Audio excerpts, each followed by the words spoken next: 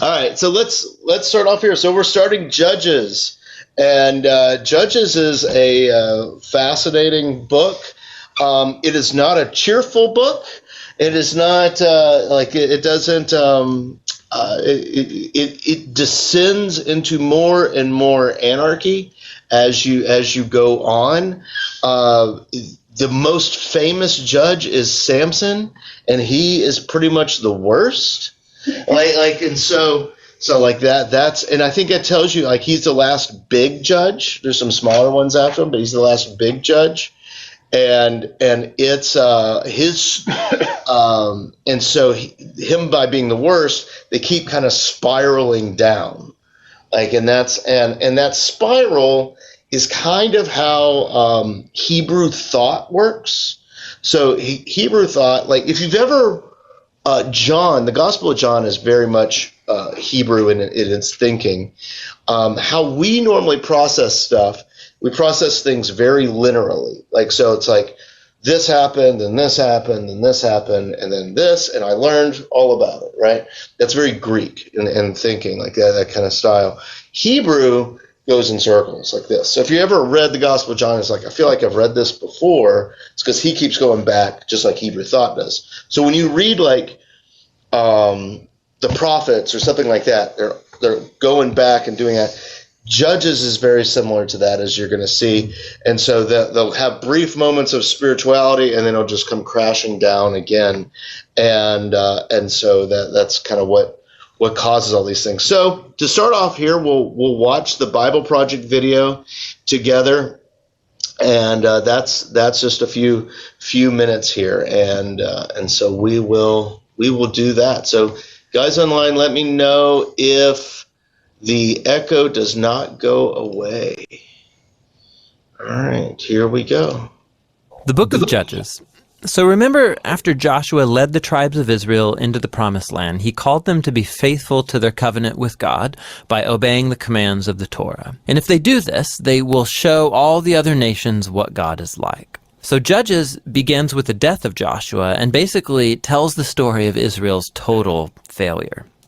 The book's name comes from the type of leaders Israel had in this period. Before they had any kings, the tribes were all governed by these judges.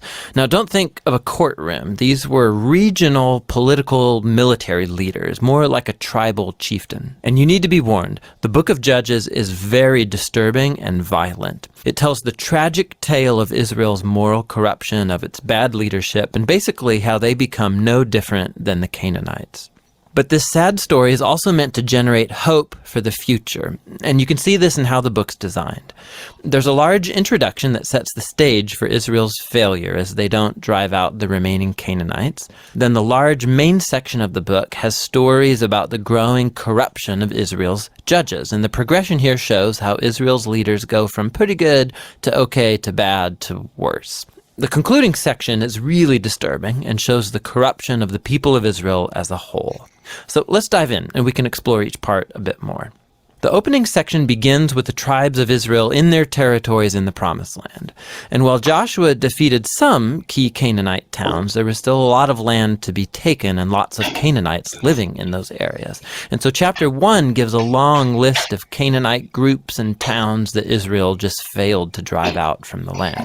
Now, remember, the whole point of driving out the Canaanites was to avoid their moral corruption and their way of worshiping the gods through child sacrifice. God had called Israel to be a holy people, and that does not happen. Chapter 2 describes how Israel just moved in alongside the Canaanites and adopted all their cultural and religious practices. And it's right here that the story stops. For nearly a whole chapter, the narrator gives us an overview of everything that's about to happen in the body of the book. This part of Israel's history, the narrator says, was a series of cycles moving in a downward spiral. So Israel became like the Canaanites, and so they would sin against God. So God would allow them to be conquered and oppressed by the Canaanites, and eventually the Israelites would see the error of their ways and repent. So God would raise up a deliverer, a judge from among Israel who would defeat the enemy and bring about an era of peace.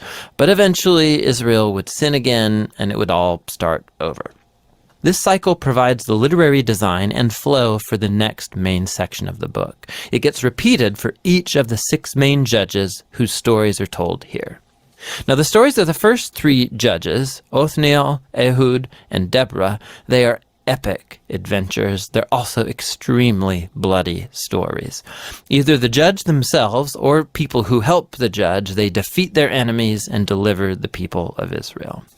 The stories about the next 3 judges are longer, and they focus in on the character flaws of the judges, which get increasingly worse. So Gideon, he begins pretty well. He's a coward of a man, but he eventually comes to trust that God can save Israel through him. And so he defeats a huge army of Midianites with only 300 men carrying torches and clay pots.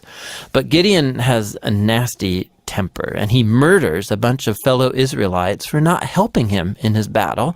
And then it all goes downhill from there. He makes an idol from the gold that he won in his battles, and then after he dies, all Israel worships the idol as a god, and the cycle begins again. The next main judge is Jephthah, who's something of a mafia thug living up in the hills. And when things get really bad for Israel, the elders come to him begging for his help. And Jephthah was a very effective leader. He won lots of battles against the Ammonites, but he was so unfamiliar with the God of Israel, he treats him like a Canaanite god. He vows to sacrifice his daughter if he wins the battle. This tragic story, it shows just how far Israel has fallen. They no longer know the character of their own God, which leads to murder and to false worship. The last judge, Samson, is by far the worst. His life began full of promise, but he has no regard for the God of Israel. He was promiscuous, violent, and arrogant. He did win brutally strategic victories over the Philistines, but only at the expense of his own integrity, and his life ends in a violent rush of mass murder. Now, a quick note here. You'll notice a repeated theme in the main section of the book, that at key moments, God's Spirit will empower each of these judges to accomplish these great acts of deliverance.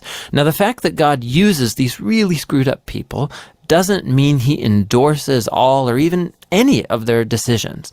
God is committed first and foremost to saving his people, but all he has to work with is these corrupt leaders. And so work with them he does. This whole section is designed to show just how bad things have gotten. You can't even tell the Israelites and the Canaanites apart anymore, and that's just the leaders. The final section shows Israel as a whole hitting bottom. There are 2 tragic stories here, and they are not for the faint of heart. They're structured by this key line that gets repeated 4 times at the close of the book. In those days, Israel had no king, and everyone did what was right in their own eyes. The first story is about an Israelite named Micah who builds a private temple to an idol, and that gets plundered by a private army sent from the tribe of Dan. So they come and they steal everything, and then they go and burn down the peaceful city of Laish and murder all of its inhabitants. It's a horrifying story. When Israel forgets its God, might makes right. The final story of the book is even worse. It's a shocking tale of sexual abuse and violence, which all leads to Israel's first civil war. It's very disturbing. And that's the point. These stories are meant to serve as a warning. Israel's descent into self-destruction is the result of turning away from the God who loves them and saved them out of slavery in Egypt. And now Israel needs to be delivered again from themselves. The only glimmer of hope in this story is found in this repeated line in the last part of the book. It actually forms the last sentence of the story. Israel has no king. And so the stage is set for the following books to tell the origins of King David's family, the book of Ruth, and also the origins of kingship itself in Israel, the book of 1 Samuel. But the story of Judges has value as a tragedy. It's a sobering explanation of the human condition, and ultimately it points out the need for God's grace to send a king who will rescue his people. And that's the book of Judges. Okay. Yeah, so lots going on with the book of Judges there. Like, that's lots happening there. So we're right here at the end of Joshua. Oh, yeah, Mick.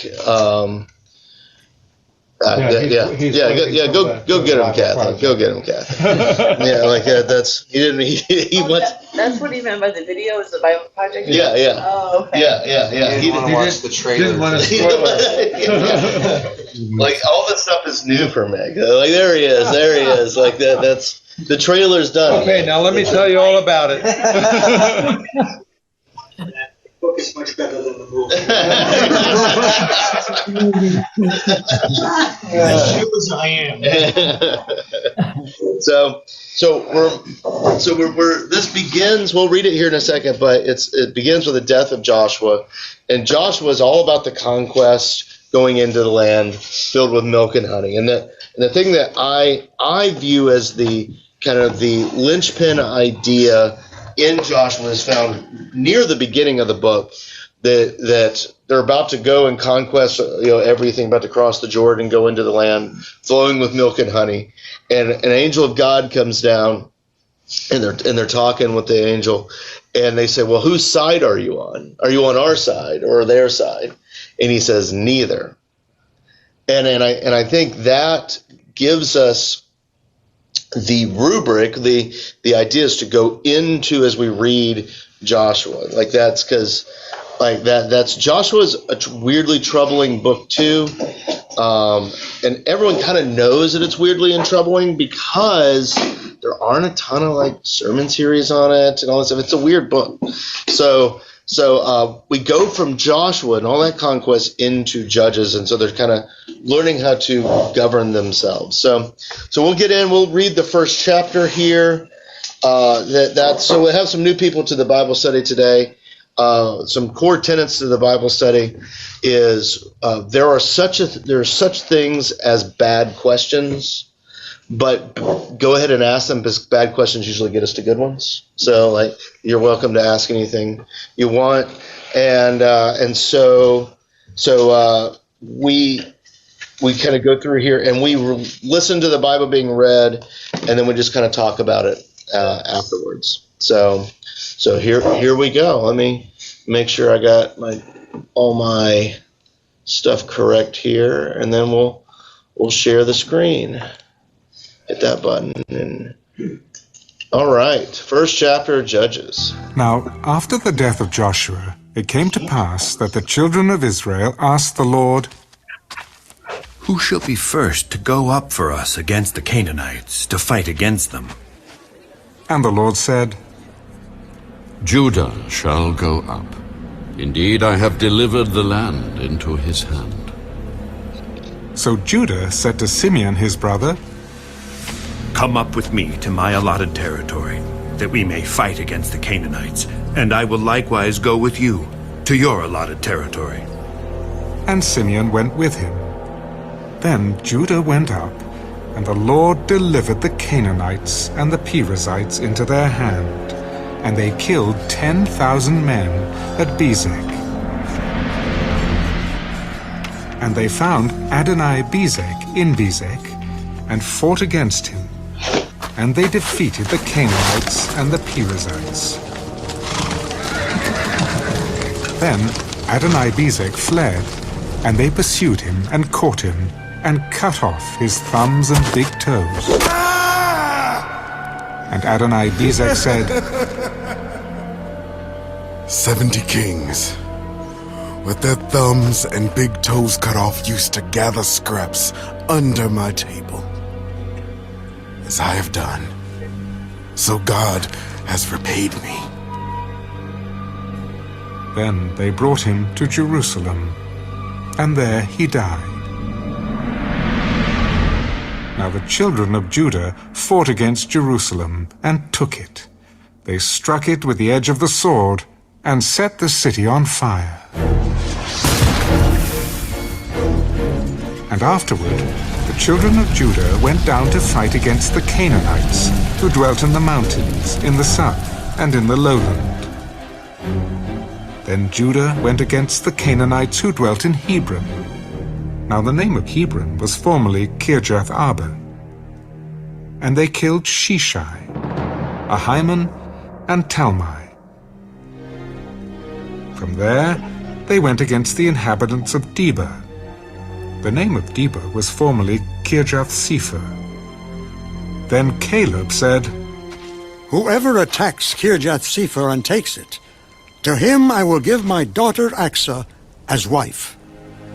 And Othniel, the son of Kenaz, Caleb's younger brother, took it. So he gave him his daughter Achsah as wife. Now it happened, when she came to him, that she urged him to ask her father for a field. And she dismounted from her donkey, and Caleb said to her, What do you wish? Give me a blessing. Since you have given me land in the south, give me also springs of water. And Caleb gave her the upper springs and the lower springs. Now the children of the Kenite, Moses' father-in-law, went up from the city of palms with the children of Judah into the wilderness of Judah, which lies in the south, near Arad. And they went and dwelt among the people. And Judah went with his brother Simeon, and they attacked the Canaanites who inhabited Zephath, and utterly destroyed it. So the name of the city was called Hormah. Also Judah took Gaza with its territory, Ashkelon with its territory, and Ekron with its territory. So the Lord was with Judah. And they drove out the mountaineers, but they could not drive out the inhabitants of the lowland, because they had chariots of iron. And they gave Hebron to Caleb, as Moses had said. Then he expelled from there the 3 sons of Anak. But the children of Benjamin did not drive out the Jebusites, who inhabited Jerusalem. So the Jebusites dwell with the children of Benjamin in Jerusalem to this day. And the house of Joseph also went up against Bethel, and the Lord was with them. So the house of Joseph sent men to spy out Bethel. The name of the city was formerly Luz. And when the spies saw a man coming out of the city, they said to him, Please show us the entrance to the city, and we will show you mercy. So he showed them the entrance to the city. And they struck the city with the edge of the sword. But they let the man and all his family go. And the man went to the land of the Hittites, built a city, and called its name Luz, which is its name to this day. However, Manasseh did not drive out the inhabitants of Beth-shean and its villages, or Taanach and its villages, or the inhabitants of Dor and its villages, or the inhabitants of Ibleam and its villages, or the inhabitants of Megiddo and its villages, for the Canaanites were determined to dwell in that land.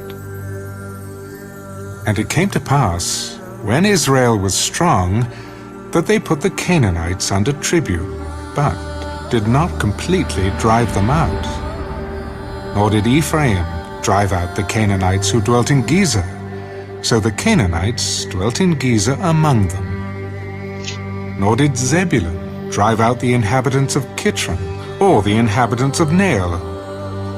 So the Canaanites dwelt among them, and were put under tribute. Nor did Asher drive out the inhabitants of Akko, or the inhabitants of Sidon, or of Arlab, Aksib, Helber, Aphik, or Rehab. So the Asherites dwelt among the Canaanites, the inhabitants of the land, for they did not drive them out. Nor did Naphtali drive out the inhabitants of Beth-Shemesh, or the inhabitants of Beth-Anath, but they dwelt among the Canaanites, the inhabitants of the land. Nevertheless, the inhabitants of Beth-Shemesh and Beth-Anath were put under tribute to them. And the Amorites forced the children of Dan into the mountains, for they would not allow them to come down to the valley. And the Amorites were determined to dwell in Mount Heres, in Ajalon, and in Shealbim.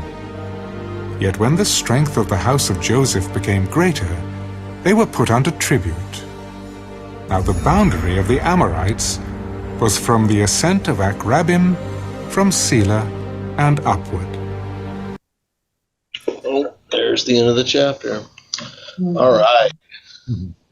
Okay, so starting off real cheery, just real got it going on. So, what stood out to you? What did you think was interesting? What do you think's going on here? Jewish Bible was a little more explicit. Was it? Say, put them under tribute. It said forced labor. So it used like that. I saw your note. Yeah, the Lutheran Study Bible says slavery. Yeah. Okay, so it does mention slavery. So one of the things that we're pretty sensitive in this class now is to the idea of slavery, because like Solomon, we saw it big time in Solomon when he was building the temple of God. He was using slavery to build it. And that's such a atrocious thing, because God's people were enslaved. God's people were enslaved, and God rescued them from that, and basically tells them in Deuteronomy to not do it. And we see that Solomon becomes basically a pharaoh, and so he becomes the very thing that they don't want to become. So we're seeing that kind of here. At the thing, I was going to ask what that tribute meant, and because I had a feeling, but that's got that King James language going on here. We use King James in this because of this. It's well done. The acting. The acting is well done. Like that. That's why we do that. But we encourage all other translations, and if the translation, just like they did, is different in any meaningful way, point it out. And we have means of doing further study if we need to. So it's interesting though that and who's being put into slavery? Is it the people they're conquering, or is it themselves? Themselves. Conquering. The people they're conquering. So right here in the beginning, they're kind of losing themselves already. Like they're kind of doing whatever is right in their own eyes, right? Deuteronomy was just Yeah.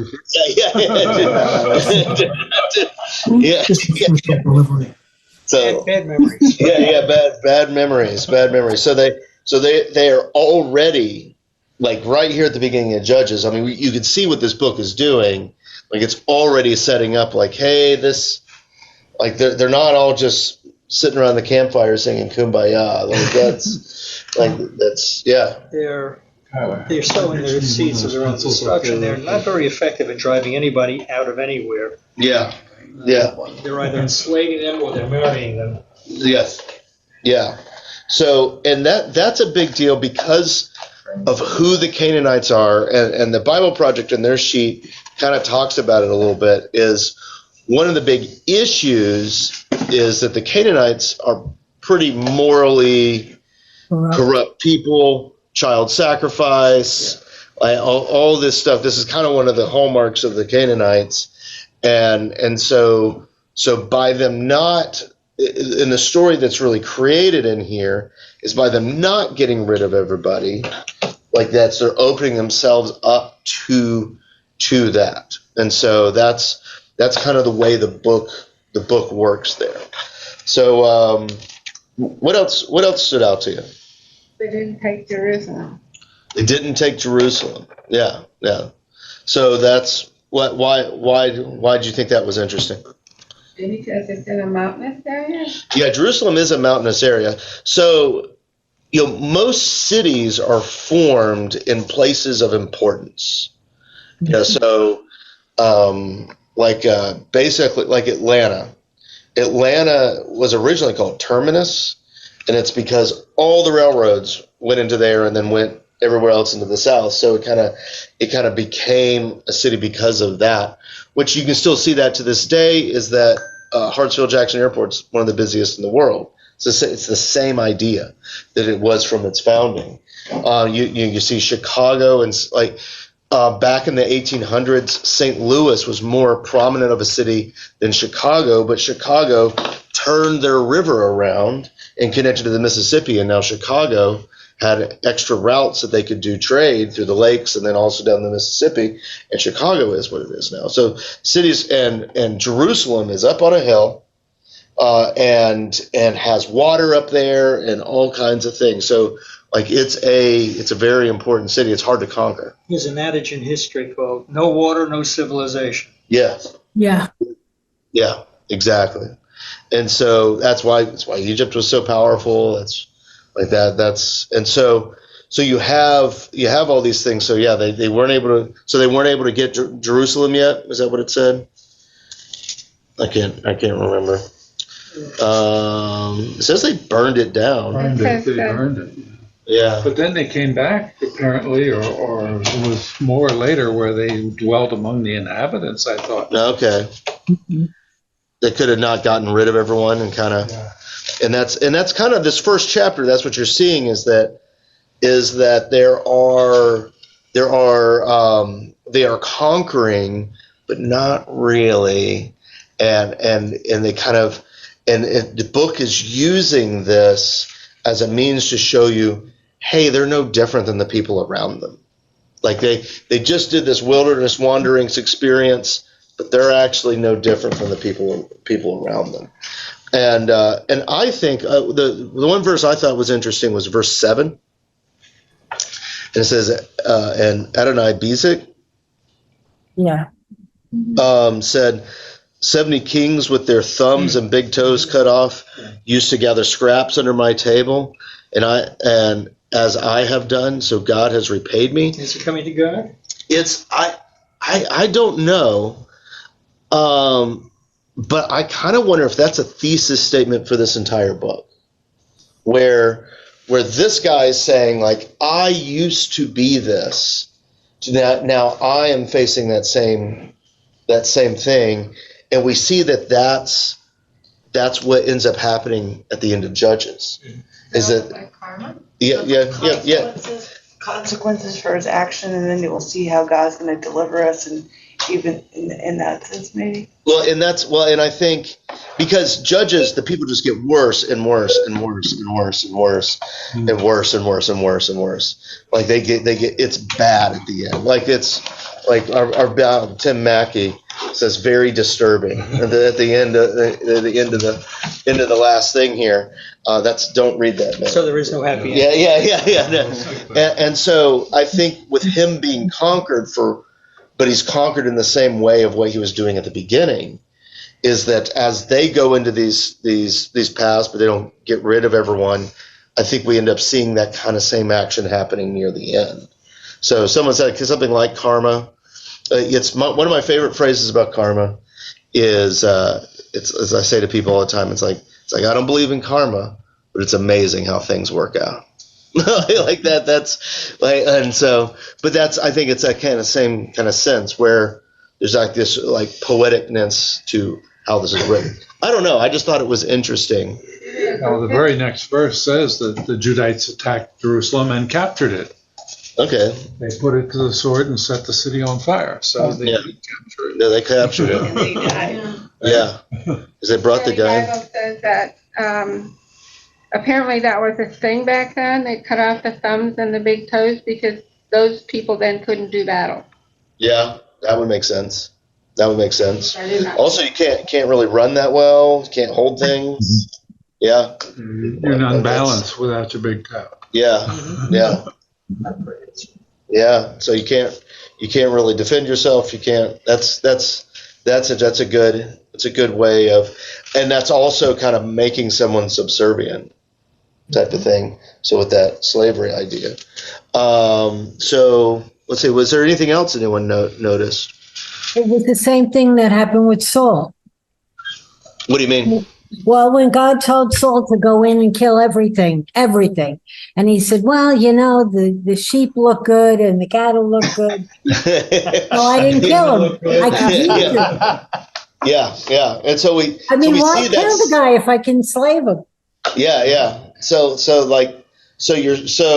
we see that, with the very next book, it's really not getting all that much better, even from where we are now. Because Saul is right after this. But what's troubling is that The unspoken word is extermination. If we don't exterminate, Yeah. you're going to have problems. Which is kind of which is the bigger problem? Yeah, and that's so we can talk about the extermination for a second. That's troubling in and of itself.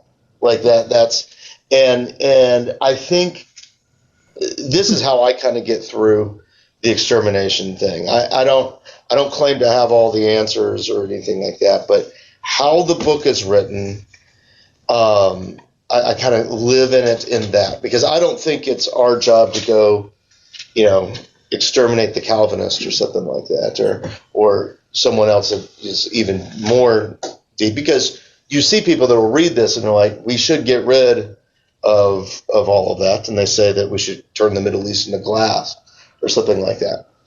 I don't think that's what the calling of this book is to us, but I do think this book is making a distinction about them not purging themselves of the Canaanite way of life.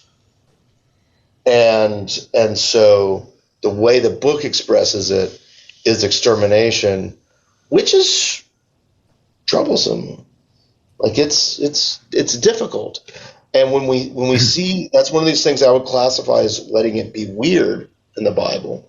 And whenever you see something that's weird in the Bible, let it be weird.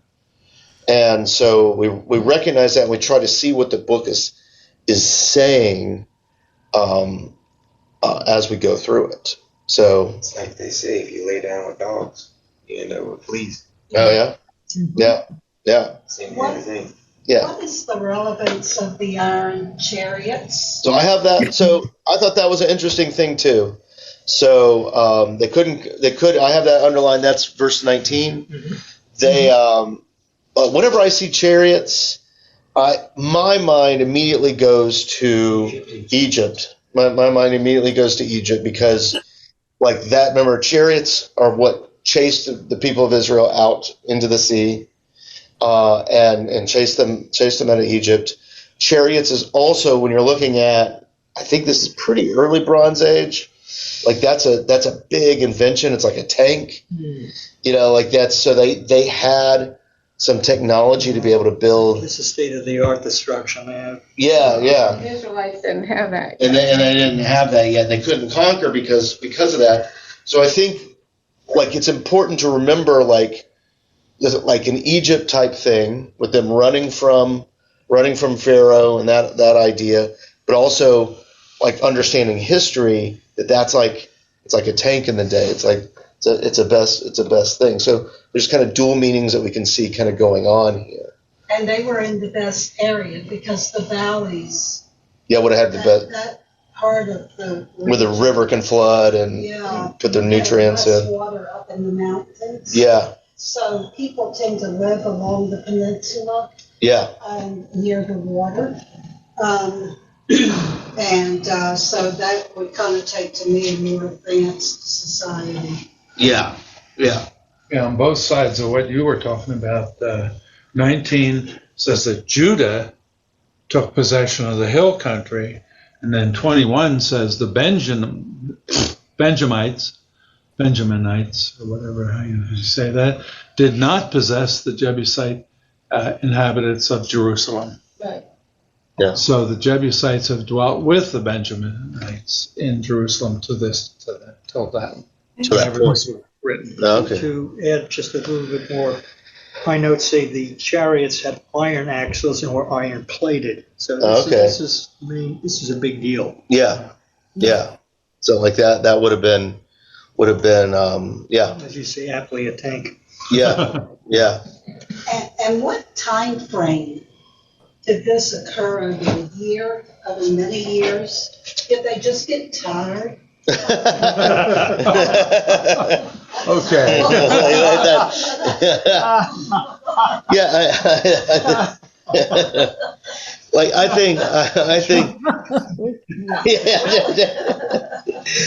think you're talking years here. You're talking years. Yeah. Like this isn't the engagement of a war. Yeah. And as they kind of take over things and all, I mean, just like it's just a sentence of like sacking Jerusalem there at the beginning, Yeah. But like what we know about warfare and taking over these cities, like that takes a long time. That takes a long time unless you're really lucky. And so they took over it to like look at that. So was there anything else before we kind of move on? And just to that point, some people who have family origins in that region have DNA from both Jewish culture. Oh yeah. And Islam. Yeah. Okay. Yeah. So I mean, it's going to be like, and we see the beginning of the muddiness of it, but it's not so much. And the muddiness of it isn't so much about like national pride, but it's about that moral kind of corruption. But we see there already by putting, like, what is it, verse 30, Canaanites dwelt among them and were put under slavery. Mm-hmm. Yeah, like that's like you're the biblical language is ringing a bell. It's like, this isn't good. Like that's not good, and it's subtle, but it's there. But they didn't throw them out. Yeah. Yeah. Those are the lucky ones. Yeah. Yeah. And so they have the privilege of learning how to do trades. And also remember, we as Christians, that all that, like, we try to clean up the Bible and all that stuff. That's why I also say, like, let it be weird on these things.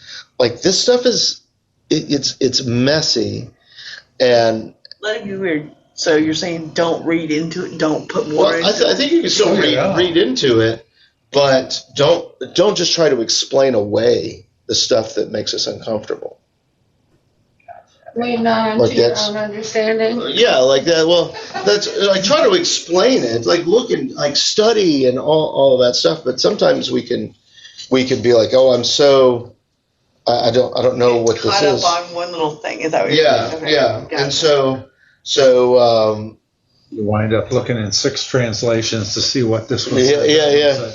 And so, when the books in the Bible were written, shows Judges was written in 1043, which is after Proverbs and Psalms, but actually before Joshua.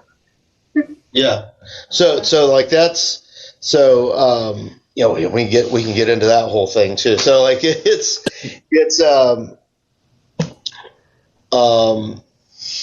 this is not the well, it kind of is. I'll put it this way. This was put together. The Bible, the Old Testament, was mainly put together during the Babylonian captivity. A lot of what we have, it was put together then, and kind of bundled together. So it's a lot of these stories they would have already had, and all of those things, but it's just messy, and the spiritual life of this stuff is messy too. So there's not just clean through lines that we can get through it, and I think that's what makes doing all this fun. Is like it's not just clean. Like you got to work for it. That's you're sounding like a Bible salesman. Really promote this. Yeah. They spend 40, 50 pages. Yeah. Saying what you've just said. Don't overthink it. Yeah. It is the Bible. It's Scripture. Yeah. And don't engage in what I call presentism. Projecting what we do now back then. Yes. So I recommend this book to others. Yeah. Good. Yeah, because that's an important thing to do. The presentism is a good point. Don't put our modern sensibilities onto them. Take how they viewed life and take out the nuggets out of it, and then we can put it towards us now, like that. Because we don't want to go back to their time.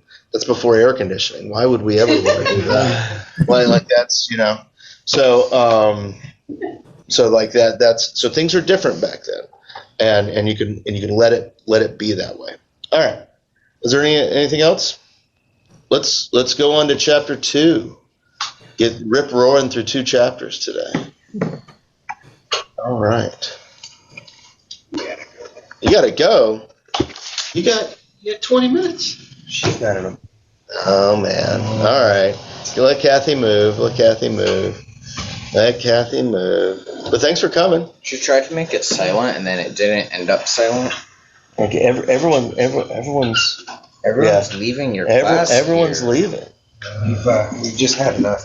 Yeah, I can tell. I can tell. I've been in this class too long. Yeah. We'll see you guys later. Thanks for coming, Kyler. That's your judge. All right. Judge that you're being judged. Well, for those of you in second service, I'll see you all Sunday. All right. God bless. Have a great week. See ya.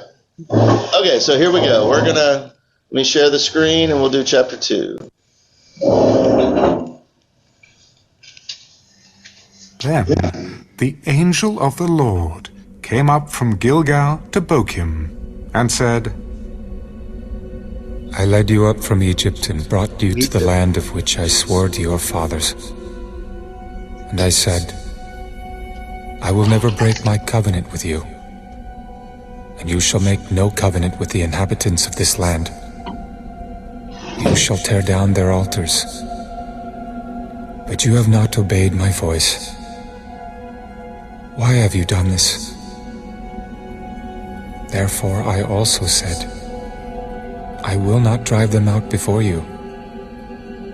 But they shall be thorns in your side, and their gods shall be a snare to you. So it was, when the angel of the Lord spoke these words to all the children of Israel, that the people lifted up their voices and wept.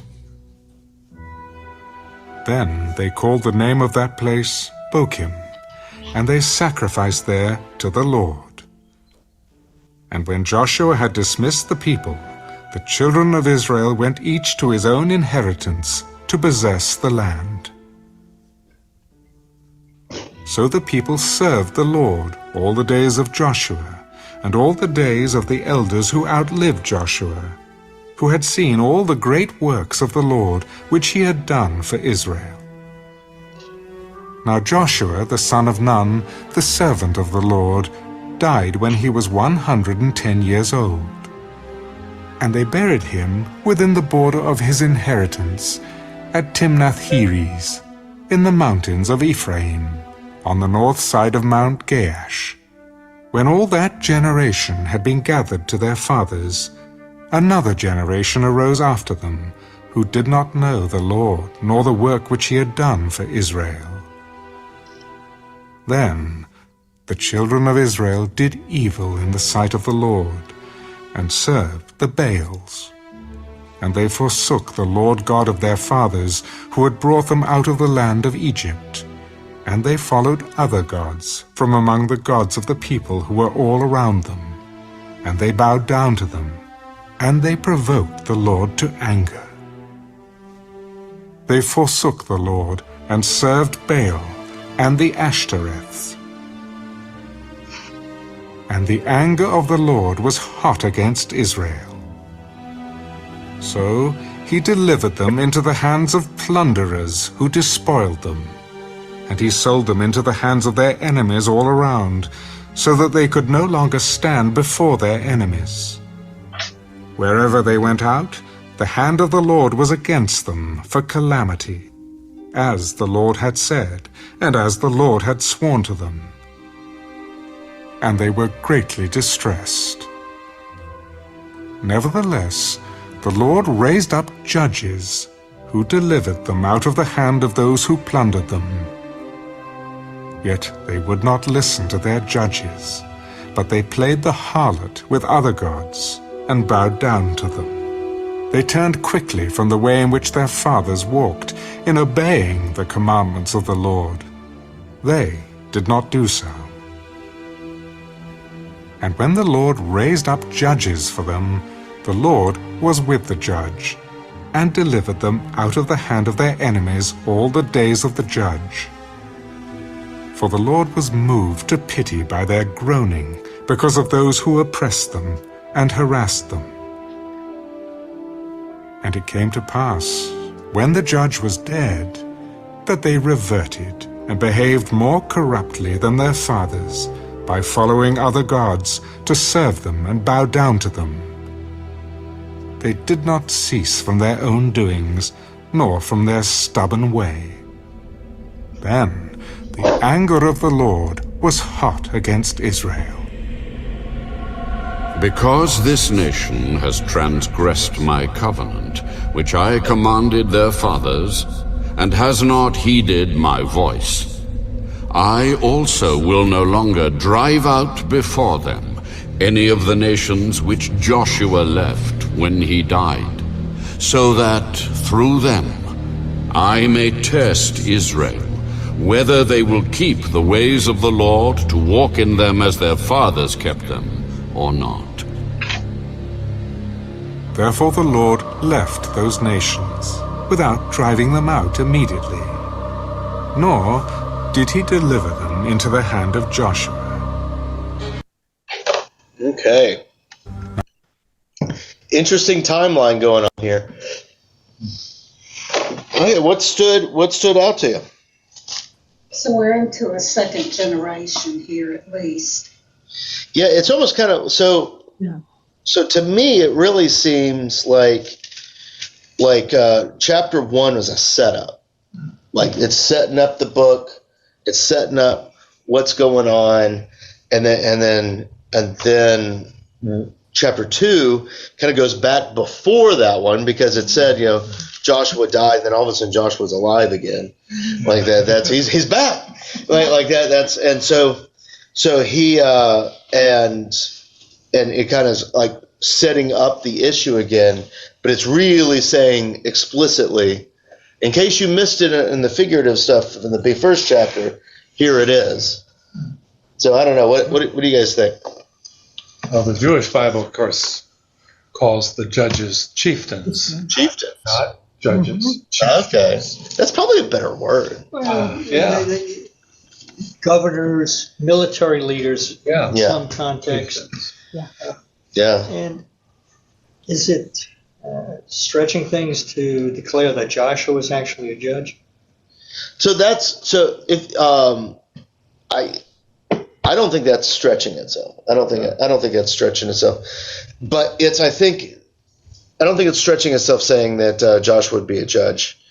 But also Joshua kind of comes in with the same chutzpah, I don't know, like as like Moses, but it's almost like he transfers into like what we would end up seeing, like judges or a chief leadership. Let's call Moses a judge. Yeah, and so I think that's all kind of part of it, and I think the reason why we in current vernacular call these judges is that there's a definite sense to the book of what's happening, right? And that continues on because if you remember the sermon series during 1st, 2nd Samuel, that I really call kind of Eli's kind of at the end of all that, end of all that too. There at the end, the beginning of 1 Samuel, that he's kind of leading everything, and things aren't going that well either, even with him. And so like I don't think it's too bad to do that, but I do think in our modern sense that we stand out these guys just because or Joshua, Moses is a template for a judge. Yeah. So but I think the judges, like you definitely have like what we call a chieftain, someone in charge, but the sense between these guys is that it falls off the rails, they bring him back, they die, falls off the rails, and it just keeps getting deeper and deeper into the mud. Can that be a metaphor for self-judgment? I don't know what you're talking about. Judges. Yeah. That's because is there one on every corner, or no? It's definitely guys, and I wouldn't. That's where this term judges is so. Like, I think chieftain is actually a good word for it. But it's judges as in like the classic sense of like a king. Like a classic sense of a king is that it's someone you'd bring your problems to. But kind of military leader, like all that stuff. That's kind of the sense. 5-star general. Well, the Lutheran thought he's a small s savior. Okay, small S savior, like someone comes in. Yeah. So the Lutheran. All right. So our Lutheran baggage on judges is that that just reminded me. Thank you so much for putting me at ease. Yeah. Like that is. I'm just letting you know, like what our perspective on judges is. No. It's good. It's good. It's good. Is that they do save the people. Keep that as small though, because it's not like they're all that righteous. Is this just the LCMS, or is this general Lutheran, do you think? Well, kind of a Luther idea, like a Luther where that saving us from our own debauchery and all of those things. I will look this up in the the LCA. See what the LCA says about it. Yeah. So like it's just kind of an overall rubric that we kind of work in, like theology of the cross stuff, that we're saved from the midst of the cross type of idea. So, what else? What stood out to you? I just all I want to do is talk. I'm going to amend my phrase. Yeah. Because of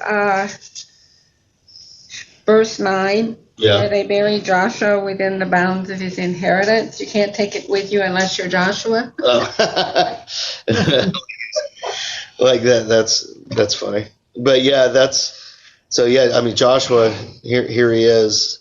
So And the gods that they worship were fertility gods. Yeah, fertility and warfare gods. So Baal. So Baal, as we call it, but Baal, sorry about that. Yeah. What do I? I'm sorry about that. What are you sorry about? About pushing the Baal and no, it's fine. It's yeah. But Baal is kind of what it is in Hebrew, and what so you have it's Baal is also kind of, but we got to do. We got to do a little bit of work in language to understand what's being said with Baal. So in a so you understand what Hebrew's word for God is. It's Elohim, right? You've heard of that before, Elohim. So the word there is Elohim, and so Eem is a plural ending. So basically, when the Hebrews said God, they're actually saying gods, and it's just their attempt to make the singular God bigger, like all those things with Elohim. The El there, El is God in Hebrew. All is in Aramaic. It's very similar, right? So if you wanted to say God is singular in Hebrew, you would say Allah, all right? So when you go to Arabic, it's Allah.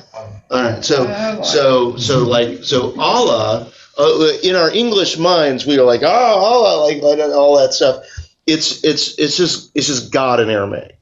Like the primary Muslims use the same, very similar set of words to how we use God there. So Baal, it's the same words, so it has God in the name, right? And so you have over there, and all of these people, like the asterisks, all these things, they are fertility gods, and all of these things. Vance, are you familiar with all these things? Or you kind of seem like a guy that might know some of this stuff. I'm just on the surface. Okay, all right, cool.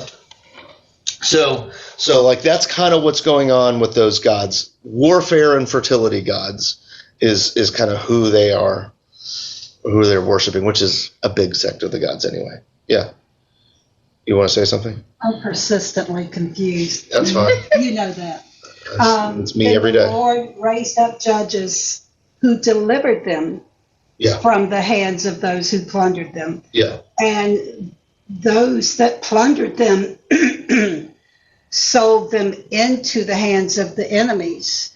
Yeah. So the people that were conquered, the Canaanites, evidently hid their money or just the whole, just everyone around there, and you see that they sold them, so they're being treated as property. Right. So that Exodus salvation moment, that's why the Savior language is being replayed over and over again. Like that's, so you could see that there. But that's why I thought verse 1, when I laughed openly when we were reading it in chapter 2, was so funny, is that we just finished a chapter that just ended with all these Israelites, like, putting people in slavery, and then God starts talking, and it's like, I led you out of Egypt, you know? So why are you? Yeah. So like that's even, and even though like there's time stuff going on, the movement of the story is like, so why are you doing this? So you can kind of see what they're doing, and then because they live this lifestyle, they have fallen off, and they are now being treated like property again.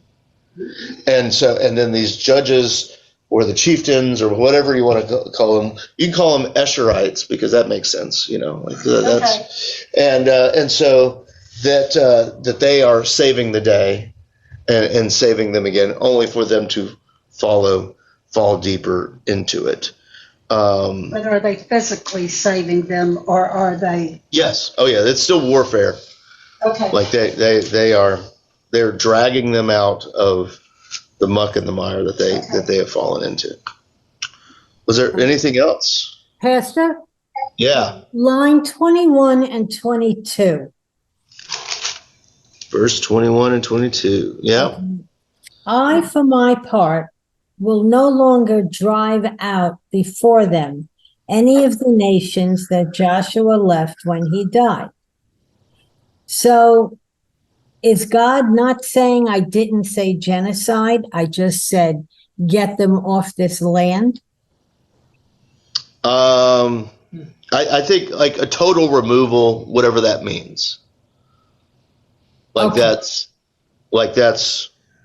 I think that's kind of what it is. But we can see what they were doing is that they weren't getting rid of them. It's like, oh, we could use these people to make more money for ourselves. Yeah. And he goes on to say that one of the reasons he wanted them driven out was basically to make it easier for the Israelites.